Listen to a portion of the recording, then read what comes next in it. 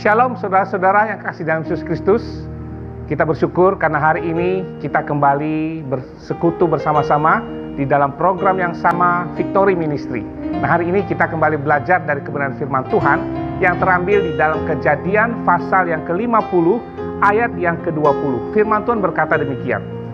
Memang kamu telah mereka-reka yang jahat terhadap aku, tetapi Allah telah mereka-rekakannya untuk kebaikan, dengan maksud melakukan seperti yang terjadi sekarang ini, yakni memelihara hidup suatu bangsa yang besar.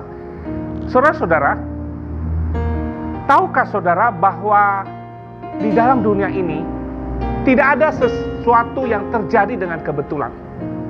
Tidak ada sesuatu pun yang terjadi di dalam diri kita, di negara kita, di dunia ini yang terjadi karena sebuah kebetulan. Jadi semuanya itu sudah diprogram. Semuanya itu ada di dalam kendali Tuhan dan di dalam rencana Tuhan dan di dalam kedaulatan Allah. Di dalam kedaulatan Allah.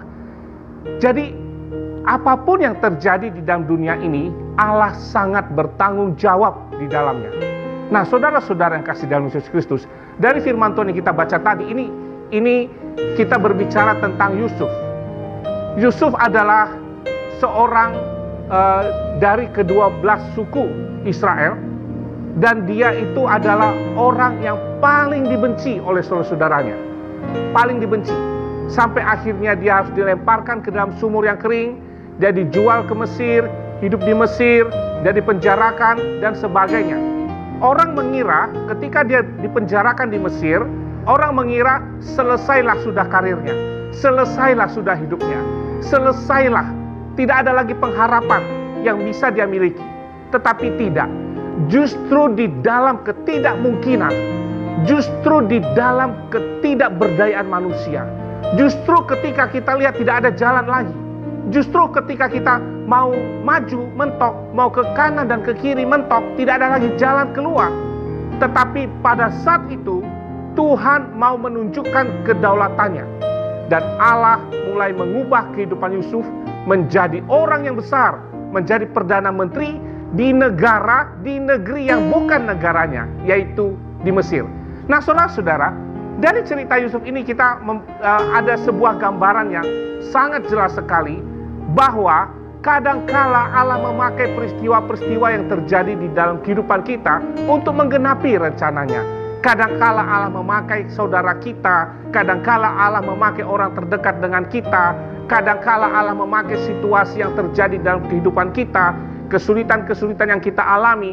Tuhan pakai semuanya, apapun yang bisa Tuhan pakai untuk menggenapi rencananya di dalam kehidupan kita. Sama seperti Yusuf tadi.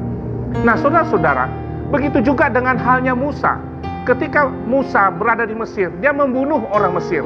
Akhirnya dia lari ke tanah Midian. Tanah Midian itu adalah tanah yang gersang, padang gurun di bawah gunung Sinai.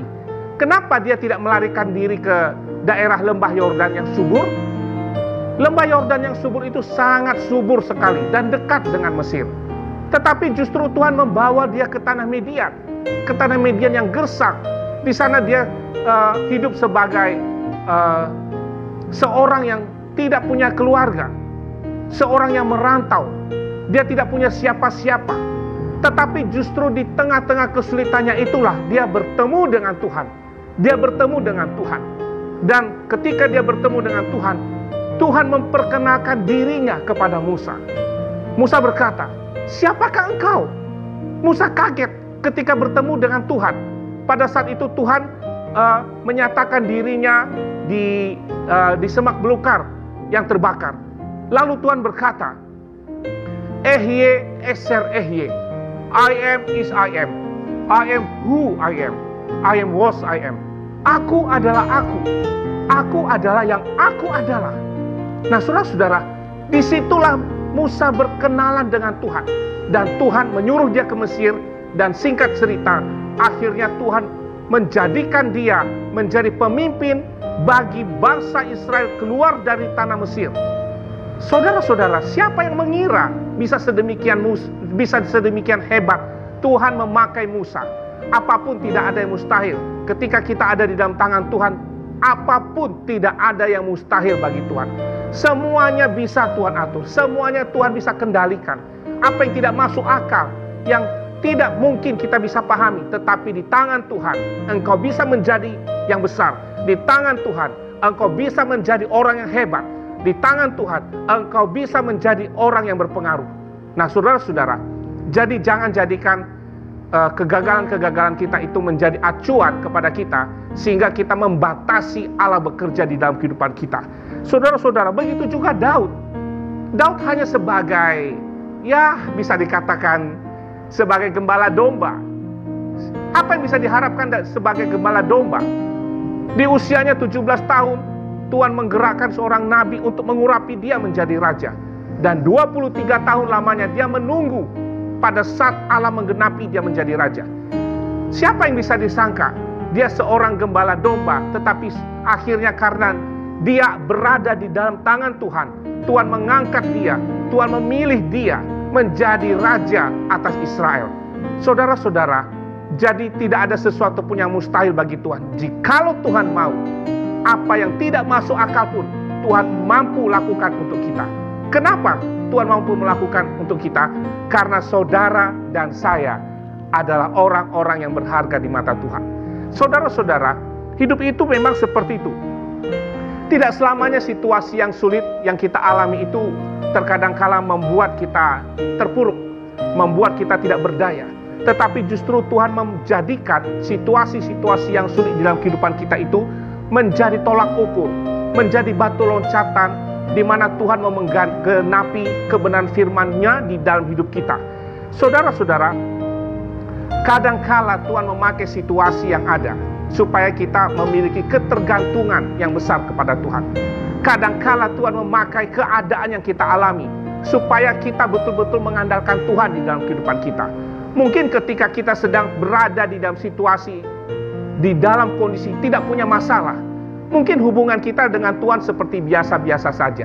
Tetapi justru ketika kita ada di dalam masalah, membuat hati kita hancur, hati kita down, dan sepertinya kita putus asa. Tetapi justru pada saat itulah Tuhan hadir memberikan kepada kita kekuatan. Saudara masih ingat tentang Paulus? Paulus pada saat dia melayani di provinsi Filipi, di jemaat Makedonia, dia pernah mengalami situasi yang betul-betul membuat hati dia hancur. Karena setiap kali dia melayani, dia ditolak. Setiap kali dia memberitakan firman Tuhan, dia ditolak. Bahkan orang-orang di sana selalu berusaha untuk membunuh dia. Dan bagi Paulus, itu seperti duri di dalam daging. Seperti duri di dalam daging. Situasi itu seperti membuat dia tidak bisa berdaya. Dia sudah berkali-kali memohon kepada Tuhan, Tuhan cabutlah duri di dalam daging ini. Kalau memang Tuhan mau supaya aku bisa memberitakan firman Tuhan di daerah ini, Engkau cabut duri di dalam daging ini. Tetapi kata Tuhan apa? Tidak, aku tidak mau melakukan itu. Karena justru di dalam kelemahanmu lah kuasaku semakin sempurna. Ketika Paulus mendapatkan jawaban demikian dari Tuhan, dia berkata apa? Segala perkara dapat kutanggung di dalam Dia yang memberikan kekuatan kepadaku. Pada saat kalimat ini dia ucapkan, apakah dia sudah keluar dari masalah itu? Tidak. Tidak. Masalah itu tetap ada. Tetapi firman Tuhan memberikan dia kekuatan yang membuat dia melangkah maju. Dia berkata, segala perkara dapat kutanggung di dalam Dia yang memberikan kekuatan kepadaku. Saudara-saudara, saudara jangan putus asa dengan situasi pandemik yang kita alami pada saat ini. Saudara jangan down, jangan membuat imanmu down, jangan membuat imanmu tidak berdaya. Kita masih punya Tuhan, kita masih punya Allah yang memberikan kekuatan kepada kita.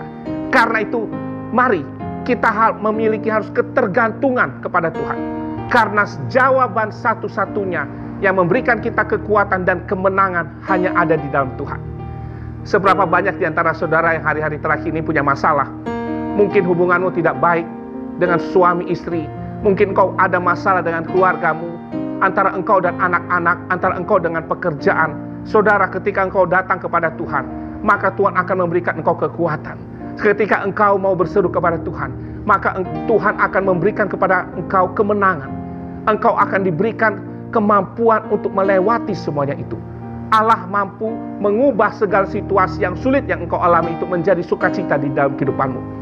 Yakinkanlah, ketika engkau berjalan bersama dengan Tuhan, maka engkau ada di dalam kemenangan-kemenangan Tuhan. Kiranya firman Tuhan ini menjadi kekuatan yang memberikan kepada kita motivasi di dalam hidup kita untuk memuliakan nama Tuhan. Tuhan memberkati kita semuanya. Shalom.